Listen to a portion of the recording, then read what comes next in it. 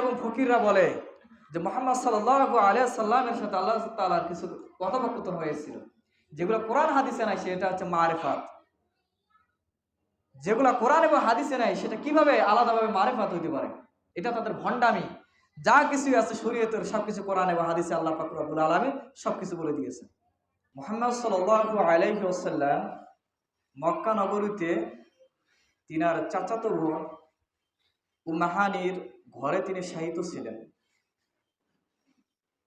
তিনি বলতেছেন যে আমি যখন ঘুমন্ত অবস্থায় ছিলাম, হঠাৎ করে দেখি যে বাড়ির ছাদ ফাঁকা হয়ে গেল। সে বাড়ির ছাদ ফাঁকা হয়ে সেখান দিয়ে জিবরাইল আলাইহিস সালাম আমার নিকটে আসলেন, সাথে আরেকজন ফেরেশতা ছিল। আবার আমাকে নিয়ে তারা সেখান থেকে বের হয়ে চলে গেল হাতিমে কাবার কাছে। বাইতুল্লাহ শরীফের সাইডে একটু ঘেরা আছে, অর্ধ দেওয়াল দিয়ে ঘেরা আছে, সেটাকে বলা হয় হাতিম। সেখানে আমাকে নিয়ে যাওয়া হলো। এখন প্রশ্ন হলো, হযরত জিবরাইল আলাইহিস সালাম তো নবী করিম সাল্লাল্লাহু আলাইহি ওয়াসাল্লামের নিকটে অনেকবার এসেছেন, কিন্তু এটার কি কারণ? একটা বাড়ির দরজা জানালা সবকিছু আছে, সেখান দিয়ে না আসে তিনি ছাদে ফুটা হয়ে কেন আসলেন? মুফাসসিরিন ইকরাম তিনারা বলেন যে এই ঘটনার দ্বারা বোঝা যাচ্ছে মুহাম্মদ সাল্লাল্লাহু আলাইহি ওয়াসাল্লাম যেন এই কথা বুঝে নেয় যে অস্বাভাবিক কিছু ঘটতে চলেছে। স্বাভাবিকভাবে যেহেতু সে প্রবেশ করে নাই, জিবরাইল আলাইহিস সালাম স্বাভাবিকভাবে দরজা দিয়ে প্রবেশ করে নাই, অস্বাভাবিকভাবে প্রবেশ করেছে। তার মানে আজকে কিছু অস্বাভাবিক ঘটনা ঘটবে। নবী করিম সাল্লাল্লাহু আলাইহি সাল্লামকে হাতিমে কাবার কাছে নিয়ে যাওয়া হয়। তিনি বলেন, সেখানে নিয়ে যাওয়ার পরে একটি স্বর্ণের পাত্র নিয়ে আসা হলো। সেখানে কিছু একটা জিনিস ছিল, ইলম এবং হিকমত ছিল। আমার বক্ষকে বিদীর্ণ করা হলো। বক্ষকে বিদীর্ণ করার পরে সেখানে আমার ভিতরে হিকমত, জ্ঞান আমার ভিতরে দান করা হলো। নবী করিম সাল্লাল্লাহু আলাইহি সাল্লাম ওপেন হার্ট সার্জারি বা বক্ষ বিতরণ হয়েছিল 3 বার। প্রথমবার হয়েছিল নবী করিম সাল্লাল্লাহু আলাইহি সাল্লাম যখন শিশু অবস্থায় ছিলেন, যখন তিনার দুধ মাতা হালিমাতুস সাদিয়া রাদিয়াল্লাহু তাআলা আনহার কাছে ছিলেন। তিনি তার দুধ ভাইয়ের সাথে যখন মাঠে খেলা করতেছিলেন, হঠাৎ একজন ফেরেশতা আসলো। আসার পরে নবী করিম সাল্লাল্লাহু আলাইহি সাল্লামকে নিয়ে চিৎ করে সে তার বক্ষকে বিদীর্ণ করে ফেলল। কি যেন ভিতর থেকে বাইর করে নেওয়া হলো। মুহাদ্দিসিন ইকরামরা বলেন যে শিশু অবস্থায় নবী করিম সাল্লাল্লাহু আলাইহি সাল্লামের হার্ট সার্জারি এই জন্য করা হয়েছিল। শিশু সুলভ যেরকম প্রবণতা থাকে শিশুদের মাঝে, বা ছোটাছুটি যে একটা ভাব থাকে, নবী করিম সাল্লাল্লাহু আলাইহি সাল্লামের ভিতরে এই ভাবটা বের করে নিয়ে আসা হয়। দ্বিতীয়বার নবী করিম সাল্লাল্লাহু আলাইহি সাল্লামের ওপেন হার্ট সার্জারি ওই সময় হয়েছিল যখন তিনি যুবক বয়সে উপনীত হয়েছিল। অর্থাৎ নবী করিম সাল্লাল্লাহু আলাইহি সাল্লামের যৌবন সুলভ যত উশৃঙ্খলতা ভাব, যৌবন সুলভ যত পাপের মনোভাব, সবকিছু নবী করিম সাল্লাল্লাহু আলাইহি সাল্লামের ভিতর থেকে বের করে নেওয়া হয়। আর তৃতীয়বার নবী করিম সাল্লাল্লাহু আলাইহি সাল্লামের ওপেন হার্ট সার্জারি হয়েছিল এই মিরাজের রাত্রিতে হাতিমে কাবার কাছে। এখন মুফাসসিরিন ইকরাম বলেন এটার কি কারণ হতে পারে? অনেকেই বলেন যে মুহাম্মদ সাল্লাল্লাহু আলাইহি সাল্লাম যেহেতু উর্দু দিকে গমন করবে, উর্দু আকাশে গমন করবে, সেখানের আবহাওয়া এমন রয়েছে যে মানুষ সেটাকে সহ্য করতে পারে না। আল্লাহ পাক রব্বুল আলামিন তার ভিতরে সেটা দান করেছেন। আবার অনেকে বলেছেন আল্লাহর সাথে সরাসরি একটা সাক্ষাৎ হবে, এই সাক্ষাতের যেন তিনি সেটাকে ভালোভাবে নিতে পারেন, সহ্য করতে পারেন, সেরকম তার ভিতরে একটা ধৈর্য দিয়ে দিয়েছেন। কারণ হযরত মুসা আলাইহিস সালাম আল্লাহর সাথে সাক্ষাৎ করতে চেয়েছিলেন, কিন্তু তিনি পারেন নাই। 70,000 নূরের পর্দা থাকতেই তিনি অজ্ঞান হয়ে পড়ে গিয়েছিলেন। আর সেখানে তো মুহাম্মদ সাল্লাল্লাহু আলাইহি ওয়াসাল্লাম আল্লাহর সাথে সরাসরি সাক্ষাৎ করবে। আবার কেউ কেউ বলেন আল্লাহ তাআলার যে কালাম, কথা, সেটা বরদাস্ত করার মতো ক্ষমতা তার ভিতরে দিয়ে দেওয়া হয়। এই 3 বেলা নবী করিম সাল্লাল্লাহু আলাইহি ওয়াসাল্লামকে ওপেন হার্ট সার্জারি করা হয়। নবী করিম সাল্লাল্লাহু আলাইহি ওয়াসাল্লাম বলেন তখন একটা বুরাক নিয়ে আসা হলো, বুরাক নামে একটা জন্তু নিয়ে আসা হলো, যেটা হচ্ছে সাদা ও ধবধবে। গাধার চেয়ে বড়, খচ্চরের চেয়ে ছোট।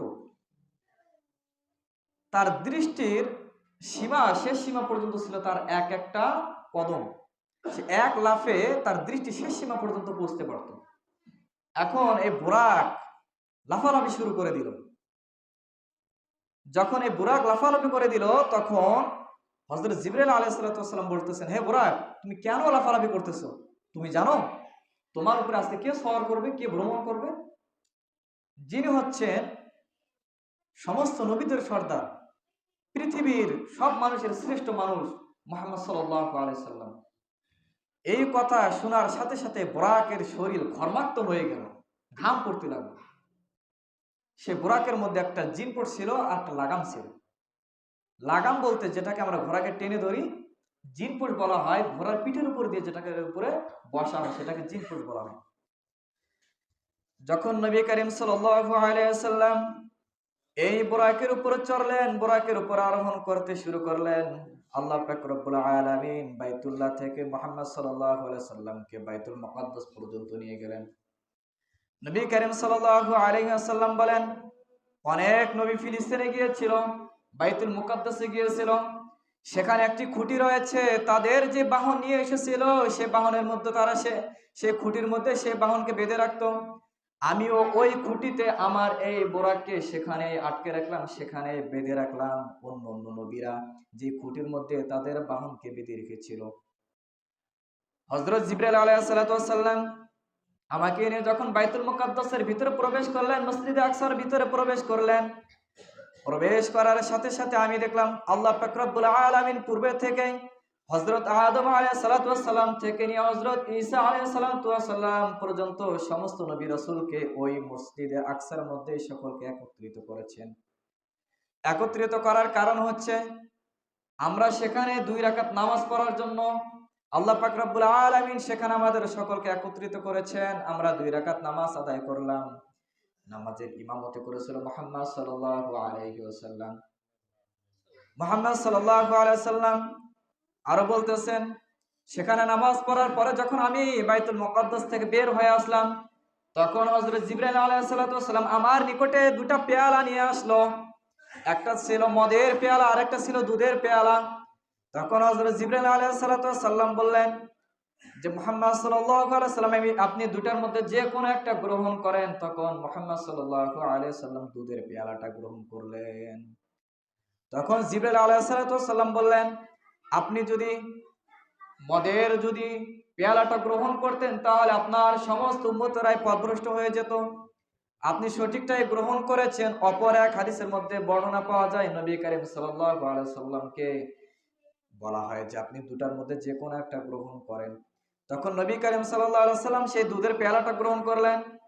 জিবরাইল আলাইহিস সালাম বললেন, আপনি যদি এই মদের পেয়ালাটা গ্রহণ করতেন তাহলে আপনার সমস্ত উম্মত পথভ্রষ্ট হয়ে মারামারি খুনাখুনি শুরু করে দিত পৃথিবীর মধ্যে। আপনি যেহেতু এই দুধের পেয়ালাটা গ্রহণ করেছেন, আশা করা যায় আপনার উম্মত সেরকম কোনো ফিতনার মধ্যে পড়বে না।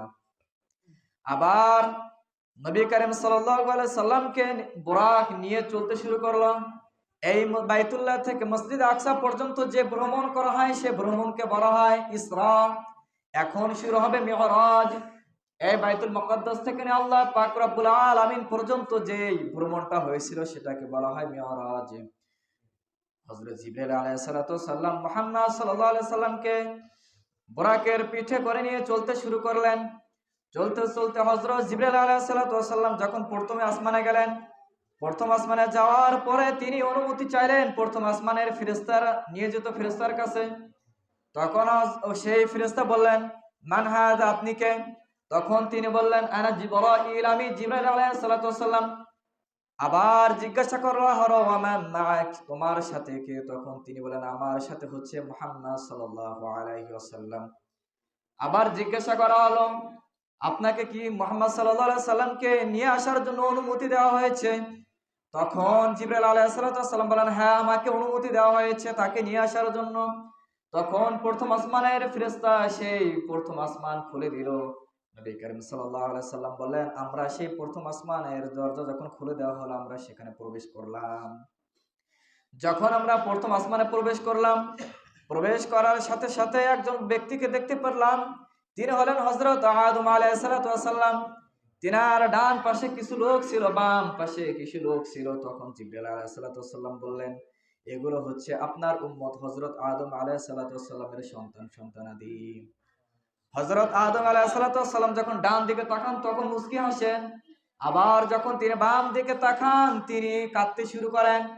জিবরাইল আলাইহিস সালাতু ওয়াস সালাম বলেন যে যারা ডান দিকে ছিল এরা হলো ওই সমস্ত ব্যক্তি যারা আল্লাহ পাক রব্বুল আলামিন তাদের উপর রহমত নাজিল করেছে, তারা জান্নাতের মধ্যে প্রবেশ করবে। আর বাম পাশে যে সমস্ত লোক ছিল, আপনার যে সমস্ত উম্মত ছিল হযরত আদম আলাইহিস সালাতু ওয়াস সালামের সন্তানরা যারা বাম পাশে ছিল তারা হচ্ছে জাহান্নামী। এই জন্যই তিনি কাঁদতে শুরু করলেন। আবার যখন জিবরাইল আলাইহিস সালাতু ওয়াস সালাম মুহাম্মদ সাল্লাল্লাহু আলাইহি সাল্লামকে নিয়ে দ্বিতীয় আসমানে চলে গেলেন, আবার একই প্রশ্ন, মানহাজ, আপনি কে? তখন হযরত জিবরাইল আলাইহিস সালাতু ওয়াস সালাম বলেন, আনা জিবরাইল, আমি জিবরাইল আলাইহিস সালাতু ওয়াস সালাম। আবার জিজ্ঞাসা করা হলো, আমার মাক, আপনার সাথে কে? তখন তিনি বললেন তিনি হচ্ছেন মুহাম্মদ সাল্লাল্লাহু আলাইহি ওয়াসাল্লাম। আবার জিজ্ঞাসা করা হলো, আপনাকে কি তাকে নিয়ে আসার জন্য অনুমতি দেওয়া হয়েছে? তিনি বলেন, হ্যাঁ, তিনাকে নিয়ে আসার জন্য অনুমতি দেওয়া হয়েছে। মুহাম্মদ সাল্লাল্লাহু আলাইহি সাল্লাম বললেন, আমাদের জন্য দ্বিতীয় আসমানের দরজা কেউ খুলে দেওয়া হলো। আমরা যখন আবার দ্বিতীয় আসমানে প্রবেশ করলাম সেখানে আমরা দুই খালাতো ভাই সম্পর্ক হযরত ঈসা এবং হযরত ইয়াহইয়া আলাইহিস সালাতু ওয়াস সালামকে দেখতে পেলাম। তিনারা আমাকে সম্মান জানালেন, আমাকে স্বাগত জানালেন এবং আমার জন্য উত্তমের দোয়া করলেন, খায়রের দোয়া করলেন। যখন জিবরাইল আলাইহিস সালাতু ওয়াস সালাম আমাকে নিয়ে আবার ভ্রমণ করতে শুরু করলেন, আবার তৃতীয় আসমানে চলে গেলাম। একই প্রশ্ন করা হলো। এই প্রশ্নর যখন প্রশ্ন এবং উত্তর পর্ব হয়ে গেল, আমরা তৃতীয় আসমানে প্রবেশ করলাম। তৃতীয় আসমানে প্রবেশ করার পরে সেখানে দেখতে পেলাম হযরত ইউসুফ আলাইহিস সালাতু ওয়াস সালাম। মুহাম্মদ সাল্লাল্লাহু আলাইহি সাল্লাম বলেন, ইউসুফ আলাইহিস সালাতু ওয়াস সালামকে দেখা মাত্রই আমি বুঝে ফেললাম পৃথিবীর অর্ধেক সৌন্দর্য দিয়ে হযরত ইউসুফ আলাইহিস সালাতু ওয়াস সালামকে সৃষ্টি করা হয়েছে, তৈরি করা হয়েছে। তাহলে আমাদের নবী কত সুন্দর ছিল, হযরত ইউসুফ আলাইহিস সালাতু ওয়াস সালামের চেয়েও বেশি সুন্দর ছিল। নবী করিম সাল্লাল্লাহু আলাইহি সাল্লাম তিনার বৈশিষ্ট্য কেমন ছিল, তিনার সৌন্দর্য কেমন ছিল, আমরা পূর্বে অনেক জমে আলোচনা করেছি। মুহাম্মদ সাল্লাল্লাহু আলাইহি সাল্লাম বলেন, পৃথিবীর অর্ধেক সৌন্দর্য দিয়ে হযরত ইউসুফ আলাইহিস সালাতু ওয়াস সালামকে সৃষ্টি করা হয়েছে, তৈরি করা হয়েছে। যখন জিবরাইল আলাইহিস সালাতু ওয়াস সালাম আমাকে নিয়ে চতুর্থ আসমানে চলে গেল, আবার সেই রকম প্রশ্নের উত্তর পর্ব হলো। আমাদের জন্য চতুর্থ আসমানের দরজাকে খুলে দেওয়া হলো। সেখানে প্রবেশ করার সাথে সাথে আমরা সেখানে হযরত ইদ্রিস আলাইহিস সালাতু ওয়াস সালামকে দেখতে পেলাম। তিনি আমাকে স্বাগত জানালেন এবং আমার জন্য উত্তমের দোয়া করলেন। সেখান থেকে আবার পঞ্চম আসমানে চলে গেলাম, আবার সেরকম প্রশ্নের উত্তর পর্ব হলো। হওয়ার পরে আমাদের জন্য পঞ্চম আসমানের দরজা খুলে দেওয়া হলো। পঞ্চম আসমানে প্রবেশ করার সাথে সাথে সেখানে হযরত হারুন আলাইহিস সালাতু ওয়াস সালামের সাথে সাক্ষাৎ হলো। তিনি আমাকে স্বাগত জানালেন এবং আমার জন্য উত্তমের দোয়া করলেন। আবার ষষ্ঠ আসমানে চলে গেলাম। ষষ্ঠ আসমান আমাদের জন্য খুলে দেওয়া হলো। আমরা ষষ্ঠ আসমানে চলে গেলাম। ষষ্ঠ আসমানে প্রবেশ করার সাথে সাথেই সেখানে হযরত মুসা আলাইহিস সালাতু ওয়াস সালামের সাথে সাক্ষাৎ হলো। মুসা আলাইহিস সালাতু ওয়াস সালাম আমাকে স্বাগত জানালেন এবং আমাদের জন্য উত্তমের দোয়া করলেন। অতঃপর আমরা সপ্তম আসমানে চলে গেলাম। সপ্তম আসমানে প্রবেশ করার সাথে সাথে সেখানে হযরত ইব্রাহিম আলাইহিস সালাতু ওয়াস সালামের সাথে সাক্ষাৎ হলো। আমাদের আদি পিতা হযরত ইব্রাহিম আলাইহিস সালাতু ওয়াস সালামের সাথে সাক্ষাৎ হলো।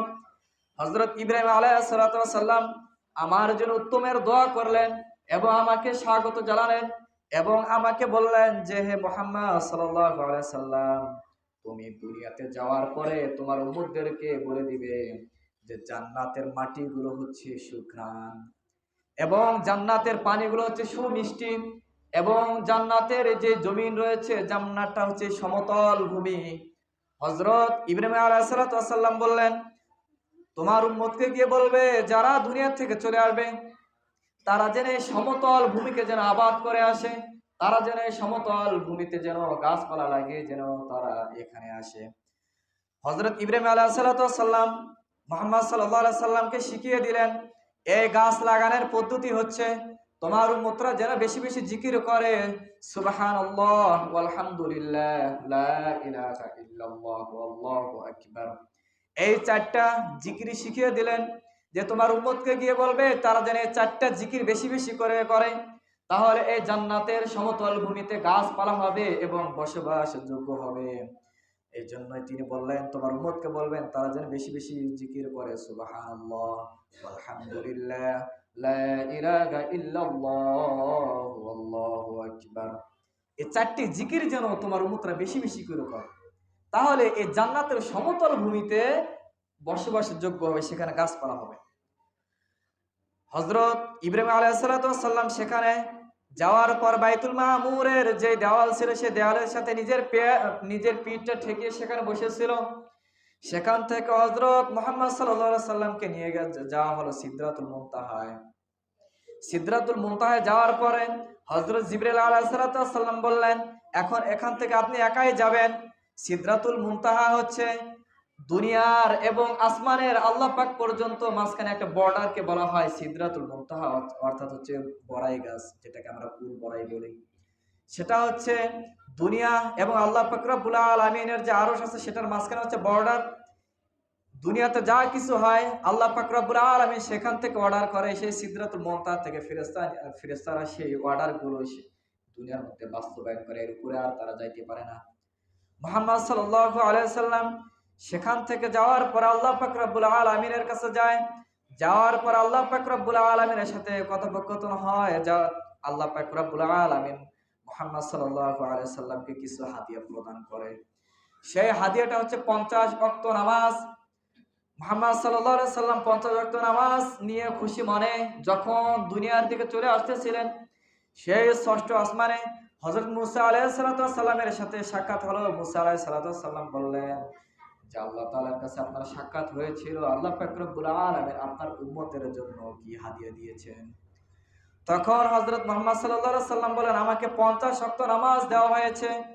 তখন মুসা আলাইহিস সালাম বলেন এটা অসম্ভব, কারণ আমি আমার উম্মত বনী ইসরাইলকে দেখেছি তারা 2 ওয়াক্ত নামাজ সঠিকভাবে আদায় করতে পারে না, আর আপনার উম্মত 50 ওয়াক্ত নামাজ কখনোই আদায় করতে পারবে না। অতএব আপনি আল্লাহ তাআলার কাছে গিয়ে সেখান থেকে কিছু নামাজকে কমিয়ে নিয়ে আসুন। তখন নবী কারীম সাল্লাল্লাহু আলাইহি সাল্লাম আল্লাহ তাআলার কাছে যায়। আল্লাহ পাক রব্বুল আলামিন 5 ওয়াক্ত নামাজ কমিয়ে দেয়।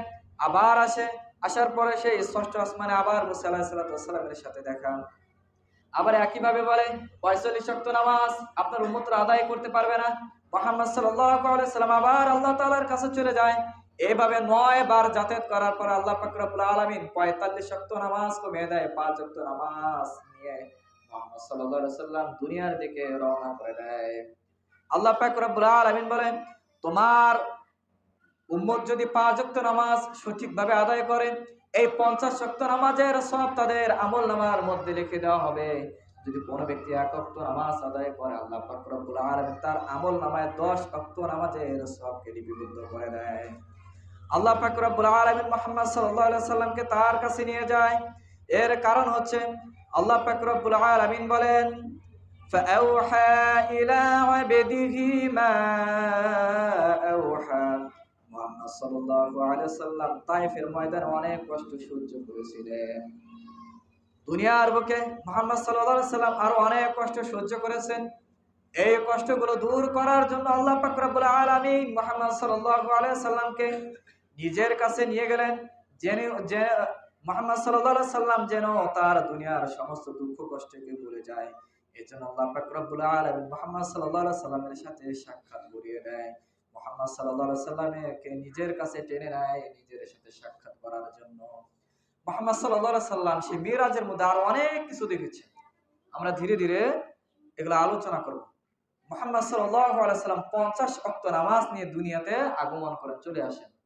তখন তিনি তার এই পুরা ঘটনা যখন বর্ণনা করলেন তখন অনেকে উপহাস শুরু করলো এটা কিভাবে সম্ভব, মুহাম্মদ পাগল হয়ে গিয়েছে, সে রাতের কিছু অংশের মধ্যে কিভাবে দুনিয়ার থেকে আল্লাহর সাথে সে দিদার লাভ করে, আল্লাহর সাথে সাক্ষাৎ করে, আবার এই রাতের মধ্যে আবার দুনিয়াতে সে আগমন করে কিভাবে। এটার একটা ঘটনা আছে, আমরা আগামী সপ্তাহে আলোচনা করার চেষ্টা করব। এখন দেখা যাচ্ছে যে কিছু পীর এবং ফকিররা বলে যে মুহাম্মদ সাল্লাল্লাহু আলাইহি সাল্লামের সাথে আল্লাহ তাআলার কিছু কথোপকথন হয়েছিল যেগুলো কোরআন হাদিসে নাই, সেটা হচ্ছে মারিফাত। যেগুলা কোরআন এবং হাদিসে নাই সেটা কিভাবে আলাদাভাবে মারেফাত হইতে পারে? এটা তাদের ভণ্ডামি। যা কিছু আছে শরীয়তের সবকিছু কোরআন এবং হাদিসে আল্লাহ পাক রব্বুল আলামিন সবকিছু বলে দিয়েছে। কিন্তু তারা বলে কি, যে আল্লাহ তাআলার সাথে কিছু গোপনীয় কথা আছে যেগুলো আমরা জানি আর কেউ জানে না। বুঝতে হবে তাদের লিডার হচ্ছে শয়তান। শয়তান তাদের এগুলো শিক্ষা দেয়। কোরআন এবং হাদিসে যেটা নাই সেটা তো অন্য কোথাও থাকতে পারে না। এজন্য আল্লাহ পাক রব্বুল আলামিন আমাদেরকে সমস্ত প্রকার গুমরাহি থেকে হেফাজত করে মিরাজকে যথাযথভাবে মূল্যায়ন করার চেষ্টা আল্লাহ তাআলা আমাদেরকে তৌফিক দান করুন। সকলে বলে